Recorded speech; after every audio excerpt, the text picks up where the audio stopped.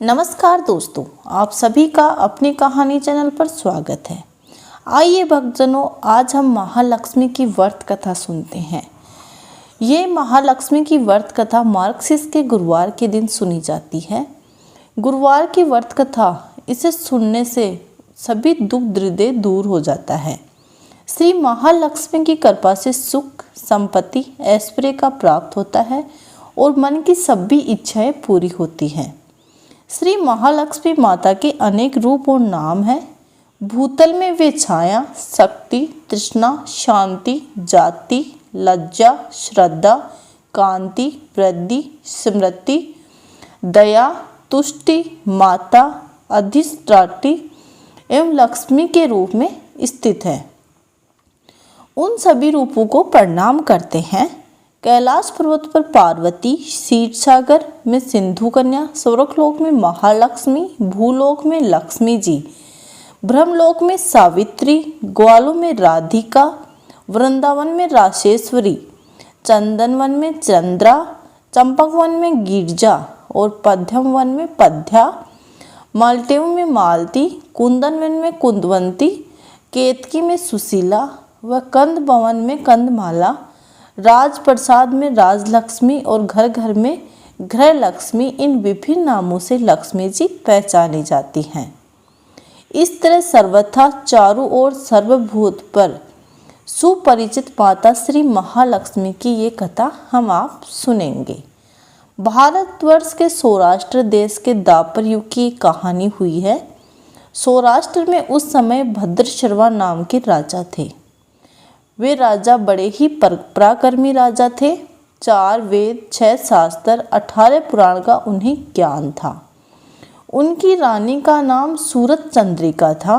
रानी दिखने में सुंदर और सुलक्षणा थी तथा पतिव्रता थी। उन दोनों को 7 पुत्र तथा उसके बाद में एक कन्या का वरदान मिला था। कन्या का नाम श्याम बाला था। एक बार लक्ष्मी जी के मन में आया कि जाकर उस राजा के राजप्रसाद में रहे। इससे राजा को दुगनी धन दौलत की प्राप्ति होगी और वह इस धन दौलत से अपनी प्रजा को सुख दे पाएगा। गरीब के घर अगर रहे तो उसे धन दौलत तो प्राप्त हो, लेकिन वह स्वार्थी की तरह केवल अपने ऊपर ही खर्च करेगा। हाथ में लाठी लिए लाठी के सहारे रानी के द्वार तक पहुंची। यद्यपि उन्होंने बुढ़ी औरत का रूप धारण किया हुआ था, पर उनके चेहरे पर देवी का तेज था। उन्हें देखते ही एक दासी सामने आई। उसने इनका नाम, धाम, काम और धर्म पूछ डाला। वृद्ध ब्राह्मण का रूप धारित माता लक्ष्मी ने कहा, बालिके, मेरा नाम कमला है और मेरे पति का नाम भुवनेश है।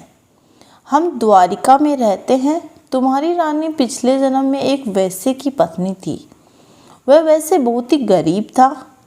दारिद्र्य के कारण हर रोज झगड़े होते थे तथा रोज उसका पति उसे मारता था। इन बातों में तंग आकर वह घर छोड़कर चली गई तथा वन जंगल में खाली पेट भटकने लगी। उसकी इस दुर्दशा पर मुझे दया आई। तब मैंने उसे सुख संपत्ति देने वाली श्री महालक्ष्मी की कथा सुनाई। मेरे कहने पर उसने श्री महालक्ष्मी का व्रत किया। श्री महालक्ष्मी प्रसन्न हुई और उनकी गरीबी दूर हुई।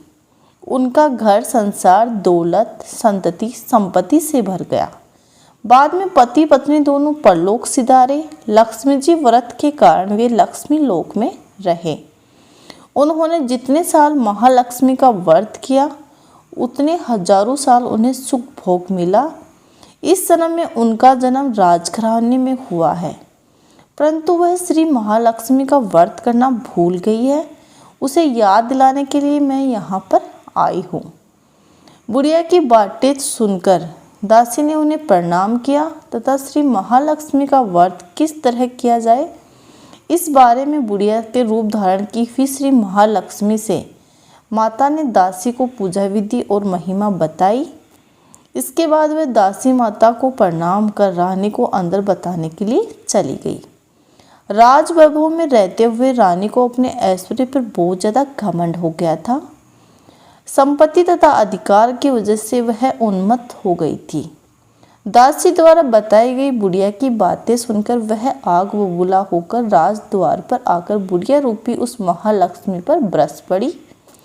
उसे ये मालूम नहीं था कि श्री महालक्ष्मी माता बुढ़िया का रूप धारण किए हुए द्वार तक आई है, परंतु रानी इस कदर रूप बर्दाव तथा अपना अनादर देखकर माता ने वहां ठहरना ठीक नहीं समझा। माता वहां से चल पड़ी। राह में उन्हें राजकुमारी श्यामबाला मिली। उन्होंने श्यामबाला को सारी बात बताई। श्यामबाला अपनी ओर से श्री महालक्ष्मी माता से क्षमा मांगी। माता को उस पर दया आई। उन्होंने श्यामबाला को श्री महालक्ष्मी व्रत के बारे में बताया। श्यामबाला ने परम श्रद्धा से श्री महालक्ष्मी का व्रत रखा। फलस्वरूप राजा सिद्धेश्वर के सुपुत्र मालाधर से उनका विवाह हुआ। वह धन दौलत ऐश्वर्य वैभव से माला माल हो गई।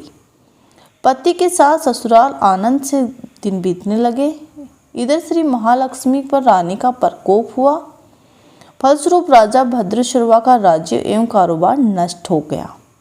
यहाँ तक कि खाने के भी लाले पड़ गए।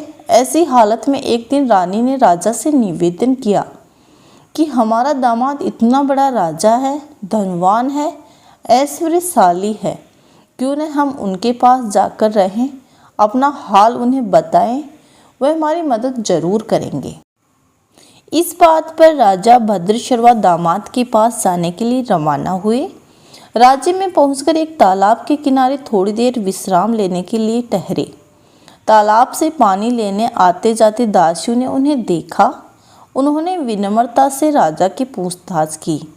जब उन्हें मालूम हुआ कि वे रानी श्यामबाला के पिता हैं, तो वे दौड़ते हुए जाकर उन्होंने रानी को सारी बात बताई।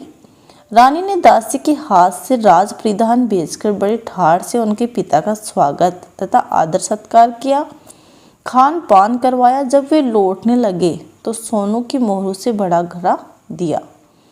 राजा भद्रशर्वा जब वापस लौटे तो उन्हें देखकर रानी सूत्रचंद्रिका बहुत ही खुश हुई। उन्होंने सोने से मोहरों को भरे घड़े का मुंह खोल दिया, पर हाय भगवान, घड़े में धन के बदले कोयले मिले। ये सब श्री महालक्ष्मी के प्रकोप से हुआ। इस प्रकार दुर्दशा में और कई दिन बीत गए। इस बार रानी स्वयं अपनी कन्या के पास गई। वह दिन अघन माह का अंतिम गुरुवार था। श्यामबाला ने श्री महालक्ष्मी का व्रत किया था, पूजा की, अपनी माता से भी व्रत करवाया। इसके बाद रानी अपने घर आई। श्री महालक्ष्मी का व्रत रखने पर उसे फिर से अपना राजपाट, धन दौलत, ऐश्वर्य की प्राप्ति हुई। वह फिर से सुख शांति और आनंदमय जीवन बिताने लगी। कुछ दिनों के बाद राजकन्या श्यामबाला अपने पिता के घर आई। उसे अपने घर देखकर सूरजचंद्रिका ने पुरानी बातें याद आई कि यही कि श्यामबाला ने अपने पिता का घड़ा भरकर कोयला दिया था, तो उसने उसे कुछ भी नहीं दिया था। इस कारण श्यामबाला को पिता के घर आने पर कोई आदर आतिथ्य नहीं हुआ, बल्कि अनादर हुआ। पर उसने इस बात का बुरा नहीं माना। अपने घर लौटते समय उसके पिता ने घर में थोड़ा सा नमक ले लिया। अपने घर लौटने पर पति ने पूछा कि अपने मायके से क्या लाई हो। इस पर उसने जवाब दिया, वहाँ का सार लाई हूँ। पति ने पूछा, इसका क्या मतलब हुआ? श्यामबाला ने कहा, थोड़ा धीरज रखे, सब मालूम हो जाएगा। उस दिन श्यामबाला ने सारा भोजन नमक डाले बिना बनाया और परोसा। पति ने खाना चखा। सारा खाना बिना नमक का था, इसलिए स्वाद न आया। फिर श्यामबाला ने थाली में नमक डाला और इससे सारा भोजन स्वादिष्ट लगने लगा। तब श्यामबाला ने पति से कहा, यही है जो मैं मायके से लाया हुआ सार। पति को उसकी बात सही लगी। फिर वह दोनों हंसी मजाक करते हुए भोजन करने लगे। कहा गया है कि इस तरह कोई भी श्रद्धा भाव से महालक्ष्मी की पूजा करे तो उसे माता लक्ष्मी की कृपा प्राप्त होती है, सुख संपत्ति शांति प्राप्ति होती है, सभी मनोकामनाएं पूर्ण होती हैं। परंतु ये सब प्राप्त होने पर माता की पूजा को भूलना नहीं चाहिए। हर गुरुवार को व्रत पाठ अवश्य करना चाहिए। इस तरह महालक्ष्मी की महिमा भक्तों की मनोकामना पूरी करती है। इस प्रकार श्री महालक्ष्मी की कथा संपूर्ण होती है। कहते को सुनते को उखाड़ा, बढ़ते को सभी पर महालक्ष्मी की कृपा होती है। बोलो महालक्ष्मी की जय।